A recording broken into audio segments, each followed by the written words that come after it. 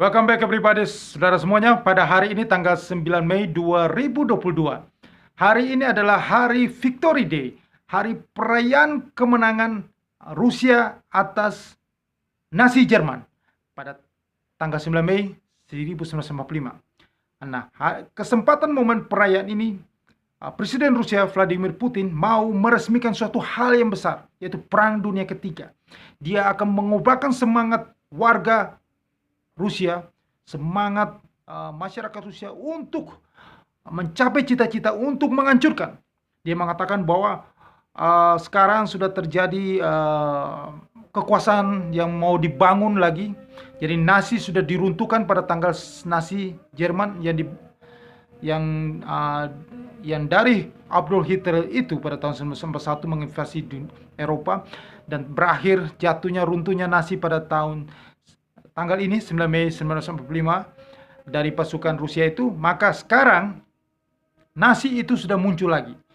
Bukan hanya Ukraina tetapi semua negara barat, NATO, ya, G7 dan Amerika, semuanya adalah Nazisme model baru yang sekarang ingin menguasai dunia.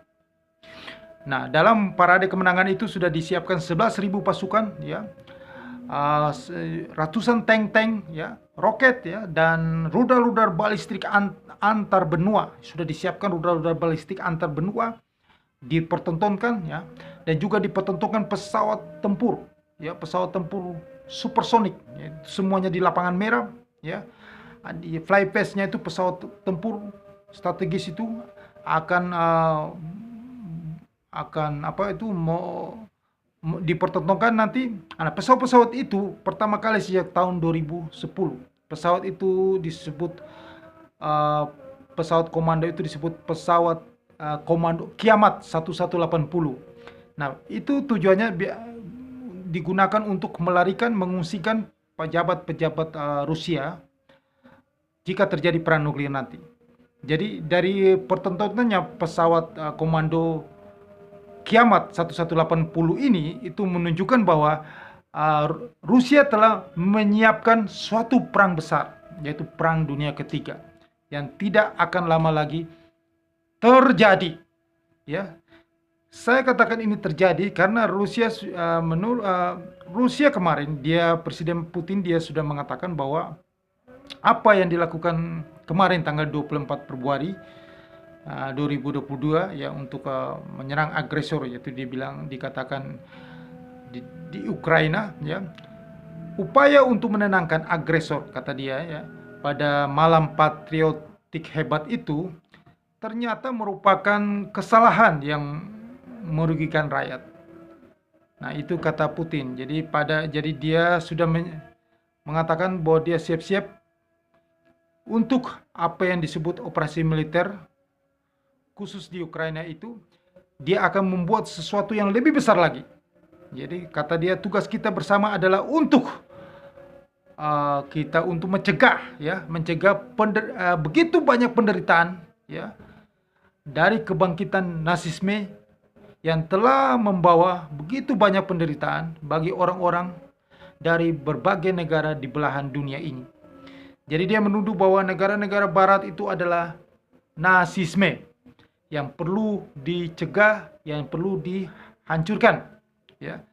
Nah, Menteri Pertahanan Inggris Ben Wallace itu sudah minggu yang lalu sudah menyebut bahwa perayaan kemenangan Victory Day 9 Mei ini berpotensi akan meluas menjadi perang yang lebih besar lagi. Ya, beralasan bahwa Putin mencoba membumikan paham narasi tentang Nazi itu, seakan-akan Nazi itu benar-benar sudah ada di negara barat. Dan saya mau katakan di sini bahwa Nazi itu memang benar ada. Itu bukan narasi yang dibangun, tetapi Nazi itu sudah ada. Sejak Nazi runtuh tahun 1945, berdirilah suatu kumpulan dari negara-negara, ya, saya tidak mau terlalu rinci di sini, tetapi ini memang saatnya sekarang ini adalah di mana era keterbukaan, era informasi, era keterbukaan. Dengan ada YouTube ini kita bisa rahasia-rahasia yang telah disimpan 50 tahun lalu itu sudah harus dibongkar dan semua orang harus tahu bahwa dunia akan menuju ke itu yang dikatakan Presiden Rusia itu nasi bangkit lagi. Mereka melihat bahwa apa yang pernah dilakukan oleh Adolf Hitler dengan mau menguasai dunia satu komando, maka itu cara yang terbaik bagi mereka. Tetapi mereka membuatnya dengan cara yang beda. Bukan nasionalisme, sosialis nasionalisme, tetapi mereka membuat dengan cara membangun suatu kapitalisme di seluruh dunia. Nah, saya bongkar ini, mohon maaf, ini harus terbuka ya, karena ini adalah sebuah pikiran saya selama saya hidup. Sampai dengan detik ini saya melihat bahwa itu memang benar suatu desain. Nah, ini menyambung dari video saya sebelumnya tentang riset 100 tahun yang lalu sejarah berulang kembali, ya seperti ini. Dan kekuatan terbesar yang mereka bangun itu sejak Perang Dunia Pertama. Tetapi setelah itu runtuh dan mereka bangun lagi sejak Perang Dunia Kedua. Dengan adanya kerjasama antara negara-negara barat. Nah, di belakang mereka membuat satu organisasi besar. Nah, itulah ada sebagai panjang tangan, kaki tangan dari mereka. Sebenarnya mereka hanya kelompok yang kecil, tetapi organisasi yang besar itu tanpa sadar dengan program-program yang mereka buat itu tanpa sadar adalah ide buah pikiran dari kelompok kecil ini yang ingin menguasai dunia, yang ingin seperti Hitler yang menguasai dunia. Dan ini memang sudah tersirat. Ya. Kalau saya bicara tentang informasi ini, bukan mengada-ada atau memang Anda bicara bullshit, omong kosong atau angan-angan, tetapi ini sudah tersirat. Jika Anda membaca kitab-kitab suci di agama besar di dunia, bahwa nanti ke depannya mendekati dunia kiamat, ya, mendekati kehancuran dunia ini, ada sesuatu kekuatan satu yang mengontrol semuanya. Ya, dengan kemajuan teknologi yang sekarang ini, Anda sudah bisa melihat bahwa dunia itu sudah online, semua menjadi satu gitu. Dunia sudah semuanya melalui kode barcode, itu apa, diganti lagi dengan QR, ya QR itu, terus semuanya itu sudah melalui satu komando, yaitu di handphone. Mulai Anda bangun tidur sampai Anda tidur lagi, Anda tetap memegang handphone. Dan handphone itu sudah semakin canggih, smartphone itu semua kegiatan Anda, mulai apa saja sampai dengan YouTube, semua informasi, tidak ada yang tersembunyi. Anda mau cari tahu informasi apa saja, itu di handphone. Dan gejala-gejala itu muncul ya. Jadi ini mereka sudah mendesain. Jadi apa yang terjadi di dunia ini, keadaan baik dan keadaan buruk, itu bukan sesuatu yang terjadi karena memang seperti penyakit, virus, itu sesuatu yang bukan terjadi tiba-tiba karena kondisi alam, tetapi itu adalah sebuah rekayasa, sebuah permainan game yang mereka lakukan dari satu kontrol ini. Yang dikatakan Presiden Rusia Nazi ini, sebenarnya Presiden Rusia sudah tahu di belakang-belakangnya siapa yang mengatur ini, tetapi dia mengkamuflase, mengatakan Nazi baru, Adolf Hitler baru telah muncul. Dan kita harus melawan itu karena dia melakukan banyak sekali, begitu banyak penderitaan kepada semua negara di belahan dunia. Itu benar. Apa yang dikatakan Presiden Putin tidak salah satupun. Itu benar dan saya mendukungnya dan saya sudah melihatnya. Ya, kita bisa lihat sejarah. Ya, Presiden Indonesia pertama, Presiden Soekarno, begitu nasionalismenya kuat, ya, begitu ditakuti di seluruh dunia. Kebijakan-kebijakan dari Barat ya, yang tidak sesuai, dia melawannya dan akhirnya ujung-ujungnya dia dijatuhkan oleh pihak Barat, ya, dengan operasi dari CIA, ya, dan akhirnya dia lengser. Karena apa? Tujuan dari Nazi gaya baru ini, satu komando ini adalah perang itu adalah dampak dari negosiasi, cara-cara diplomatik, cara-cara yang mereka apa yang mereka inginkan melalui suatu negosiasi itu tidak berhasil, maka itu perang. Langkah selanjutnya adalah perang. Jadi apa contoh, kita tidak usah berbicara di negara Eropa, kita bicara tentang di negara Republik Indonesia saja supaya Anda yang menonton konten ini Anda lebih paham, Po. Presiden Soekarno itu dijatuhkan itu karena apa? Karena masalah yang di ujung-ujungnya adalah keras kepala, tidak mau dengar Barat Presiden Soekarno tentang masalah apa? Bukan masalah wilayah, bukan masalah keamanan, bukan masalah itu. Masalah adalah masalah ekonomi, masalah sumber daya alam, masalah perut. Mereka ingin menguasai sumber daya alam. Mereka ingin mendapat keuntungan besar. Maka dari nurutnya Presiden Soekarno terhadap apa yang menjadi pikiran mereka, apa yang menjadi maunya mereka harus turut. Nah, Presiden Soekarno tidak mau nurut, ya ya bagus ya, punya prinsip ya, dan itu tidak bisa berlaku seperti yang sekarang terjadi juga di Ukraina dan Rusia sekarang ini. Ujung-ujungnya itu jangan kita bicara tentang keamanan yang lain, kita bicara tentang ujung-ujungnya adalah ekonomi. Ini menurut analisa, menurut hemat saya, ya. Mohon maaf ya. Terserah Anda mau percaya atau tidak. Konten ini ada konten saya, jadi menurut pemikiran saya. Nah, Ukraina itu adalah kaya akan sumber daya alam ya. Selain mereka kaya akan, Ukraina dan Rusia adalah satu daratan. Jadi apa sumber daya alam yang ada di Rusia itu terjadi juga dengan Ukraina. Jadi seperti gas, minyak ya, gandum ya, sumber daya uranium apa segala macam ada. Mereka juga sudah membangun 30 laboratorium uranium, nuklir, kimia, semuanya sudah di Ukraina. Mereka ingin Ukraina itu harus bergabung dengan NATO supaya mereka bisa mengkontrol Ukraina, sehingga apa yang dimiliki Ukraina juga mereka memiliki dengan mudah. Kalau Ukraina masih dalam penguasaan Rusia, itu akan susah. Nah, begitupun juga kita kembali ke Indonesia pada zaman Soekarno. Apa yang di bumi Indonesia, begitu kayanya bumi Indonesia, tetapi Soekarno tidak menginginkan bahwa itu dikuasai oleh negara lain.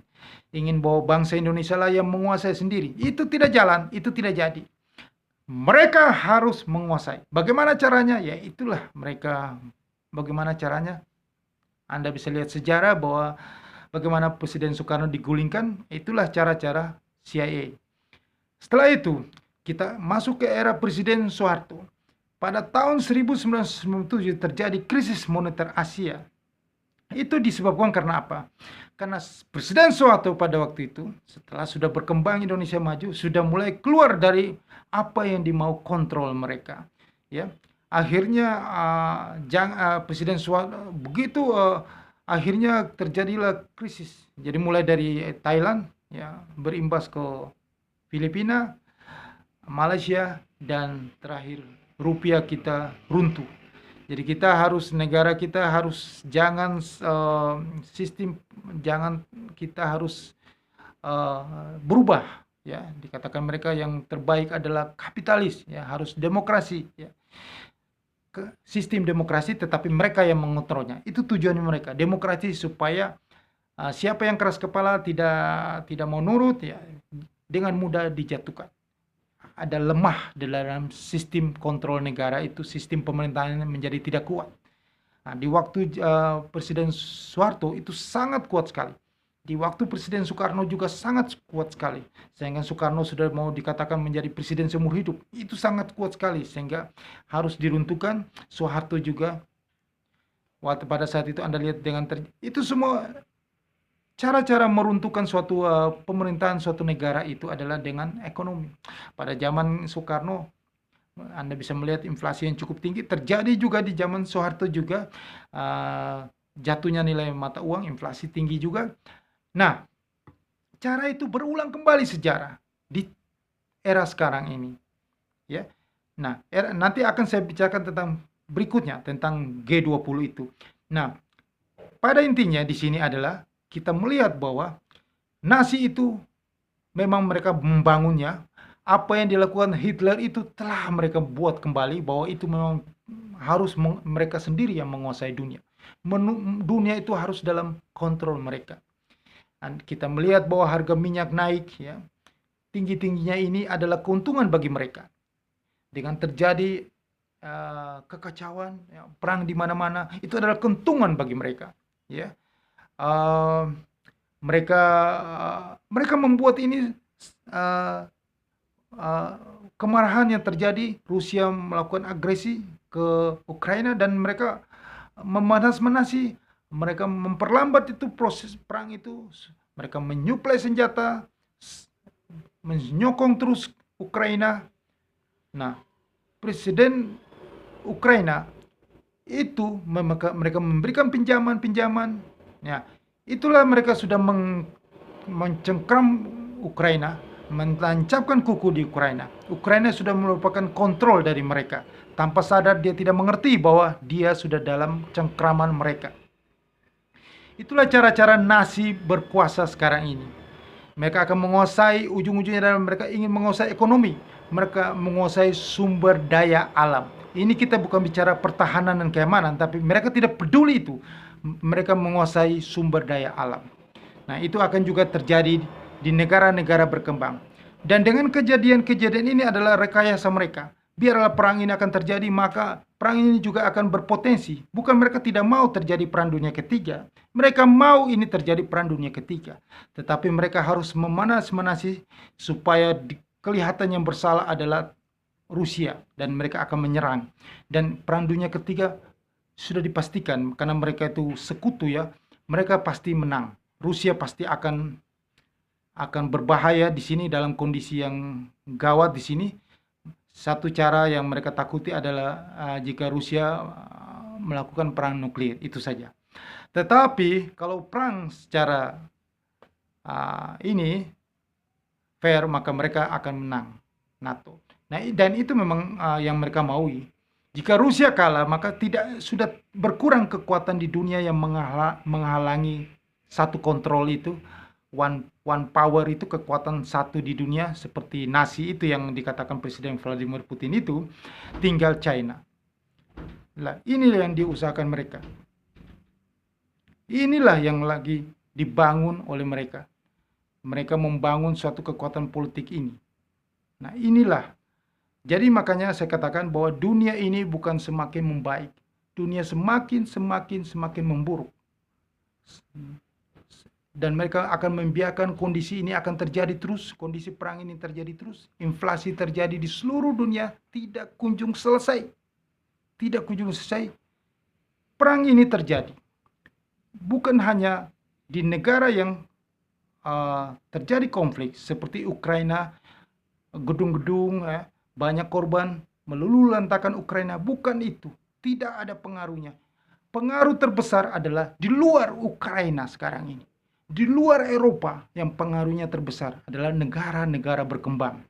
Negara-negara berkembang, ya, seperti di Asia Tenggara, Indonesia, Filipina, Malaysia, Pakistan, Sri Lanka, negara-negara berkembang di Asia itu yang akan kena dampaknya yang sangat luar biasa. Dan itu memang sengaja mereka membiarkan itu. Biar kita semakin terpuruk, dan jika kita semakin terpuruk, maka IMF akan masuk. Dan seperti ini akan mengulang sejarah kejadian tahun 1997, 1998. Ini akan terjadi lagi. Tidak bisa negara-negara berkembang itu sok berkuasa tidak mendengar mereka. Oke, tapi nanti pada saatnya mereka akan membalas dengan cara politiknya. Saya sudah menyaksikan, saya sudah hidup di zaman Soeharto sampai dengan sekarang ini. Saya melihat fenomena kejadian-kejadian itu berulang kembali. Maka dunia ini memang benar apa yang dikatakan Putin adalah Nazi, dalam kontrol Nazi, sekarang lagi dibangun Nazi, negara-negara barat adalah Nazisme baru, itu benar, tidak salah. Kita akan melihat nanti. Saya akan melanjutkan nanti di konten saya berikutnya tentang G20. Itulah memang apa yang mereka lakukan itu memang benar-benar sudah mulai kelihatan.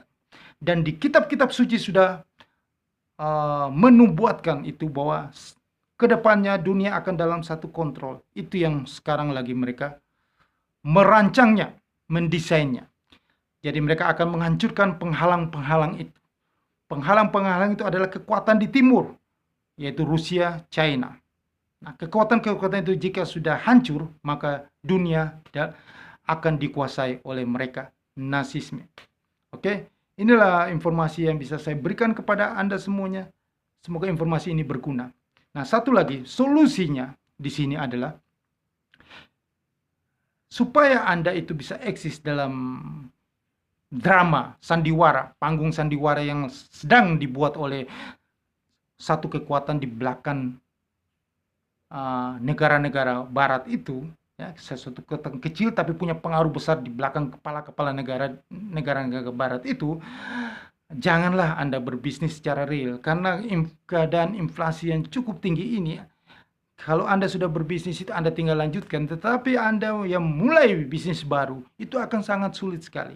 Logika adalah begini, kalau di Indonesia Anda berbisnis, sekarang daya belinya sudah lemah. Jika daya belinya lemah, Anda menjual barang itu akan susah dapat pelanggan pembeli, karena mereka semua pada menghemat. Dengan kenaikan suku bunga, Bank Sentral, likuiditas kering, otomatis Bank Indonesia juga akan menaikkan suku bunga, itu mengeringkan likuiditas di pasar. Berarti apa? Uang yang beredar sedikit, maka semua orang itu menghemat. Mereka tidak akan berbelanja. Itu logika ya. Jika Anda memulai bisnis dan inflasi keadaan yang tinggi, Anda menjual barang, ya pasti kalau Anda menjual barang pasti lebih tinggi harganya dibanding kemarin-kemarin. Jika Anda menjual barang dengan harga lebih tinggi, ini logikanya, tidak ada yang beli, Anda akan susah mendapat pelanggan. Karena semua orang itu berhemat. Anda menjual barang harga lebih murah, Anda tidak mendapatkan keuntungan. Akhirnya apa? Anda kerja bakti selama ini. Anda hanya cukup untuk makan saja. Untuk berlebih tidak. Ini di kondisi ekonomi yang tidak pasti karena inflasi seperti ini. Bisnis akan sangat-sangat susah sekali. Kecenderungannya itu malah perusahaan-perusahaan besar itu mem-PHK karyawannya, berhenti produksi, mengurangi produksi. Jika itu yang mereka lakukan, maka pengangguran semakin banyak, rumah tangga semakin berhemat karena income-nya yang didapat sedikit. Maka Anda yang berbisnis UKM, skala UKM akan sangat sulit. Yang bisa bertahan adalah Anda berdagang sesuatu yang menjadi kesukaan banyak orang. Ya, kalau Anda berdagang rokok, ya masih laku. Ya, Anda berdagang ayam goreng, ya masih laku, karena itu adalah satu kesukaan. Tetapi di luar itu, Anda tidak bisa hidup. Jadi sebaiknya Anda masuk ke satu sistem yang sudah benar di sini. Ya, seperti saya katakan bahwa kalau inflasi yang cukup tinggi, selalu saya mengatakan bahwa sebaiknya Anda melindungi aset Anda, uang Anda, di logam mulia emas. Itu sudah langkah yang paling tepat. Terus, jika inflasi tinggi, keadaan ketidakpastian, perang terus terjadi, maka apa? Yang terjadi adalah nilai mata uang negara lokal itu akan menurun, akan merosot, tidak ada nilainya. Maka Anda harus mengalihkannya Anda ke safe haven, yaitu ke US dollar. Karena memang itu adalah nasi. Mereka itu menginginkan bahwa mereka lah yang terbaik, terkuat. Jadi ujung-ujungnya adalah US dollar. Itu tujuan mereka, Anda harus kembali ke US dollar. Karena Anda akan terpuruk mata uang lokal Anda. Itu tujuan mereka. Jadi kita ikuti arus. Kita jangan melawan. Jangan kita sok bahwa negara kita kuat, sumber daya alam kuat. Kita di bawah pengontrolan. Kalau kita melawan, presiden kita runtuh. Pemerintahan kita runtuh. Ini bicara percaya dan tidak percaya. Ini sejarah selalu berulang kembali. Sudah terjadi. Nah, saya tinggal mengulangi saja. Dan fakta-fakta itu saya sudah melihat. Saya sudah hidup di dunia itu. Komunisme runtuh itu juga diatur oleh Barat. Ya. Bagaimana mereka menghancurkan mata uang ya, di negeri Polandia, menumbuhkan ada komunisme. Lech Walesa menghancurkannya, kapitalisme dari yang dilakukan oleh Walesa. Akhirnya komunisme runtuh dan menjalar ke Uni Soviet runtuh. Dan negara-negara Eropa Timur mulai pelan-pelan semuanya ke kapitalis. Ya seperti itu. Itulah desain mereka, supaya mereka semua itu dalam kontrol mereka. Dikatakan kapitalis, tapi ternyata tidak kapitalis, yaitu nasi yang di belakangnya seperti yang dikatakan oleh Presiden Putin. Terus, satu lagi yang paling terbaik solusinya adalah Anda harus ke futures trading benar-benar luar biasa, fleksibel sekali. Ya, semua itu ada risiko. Jangan Anda selalu berpikir risiko dulu. Anda harus berpikir positif. Maka Anda akan mendapatkan keuntungan besar di futures trading. Nah, untuk mempersingkat waktu, untuk lebih detailnya, Anda email saya. Saya jelasin tentang bagaimana Anda bisa profit di futures trading. Ya, segera email saya jelasin lebih detail di situ. Dan bagi Anda yang sudah trading di futures trading, jika Anda ingin dapatkan yang terbaik, ya, saya bisa membantu Anda memberikan sinyal-sinyal trading. Ya, Anda trading di link broker yang bekerjasama dengan saya. Ya, saya sudah sertakan di kolom deskripsi ini link brokernya. Izin dari Badan Pengawas Perdagangan Berjangka Komoditi Bapepti, anggota Bursa Berjangka Jakarta, yang pasti punya pemerintah, dalam naungan pemerintah, aman bagi Anda. Oke. Sukses untuk Anda, dan jangan lupa subscribe channel YouTube ini. Mohon di-subscribe channel YouTube ini, karena saya selalu memberikan yang terbaik bagi Anda, dan Anda sebarkan kepada semua orang supaya mereka juga mendapatkan hal yang sama. Sukses untuk Anda.